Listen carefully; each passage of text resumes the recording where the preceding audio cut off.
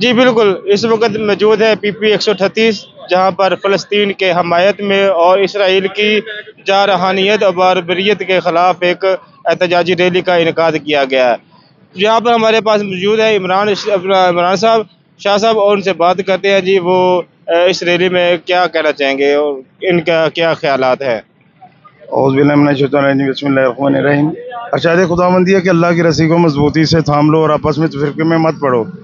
اور فلسطین میں جو حال ہے مسلمانوں کا، ہمیں سب مسلمانوں کو چاہیے کہ ان کے ساتھ شانہ بشانہ مل کر اور ان کے ساتھ کاوش کرے اور ان کو بچائیں، کیونکہ مسلمان اس وقت مدد کے طلبگار ہیں۔ ہم سب کو چاہیے کہ ان کی مدد کے لیے پہنچیں اور آواز بلند کریے، جس کے لیے ہم اکٹھے ہوئے ہیں۔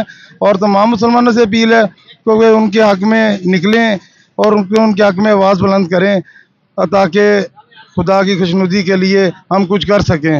بسم اللہ الرحمن الرحیم۔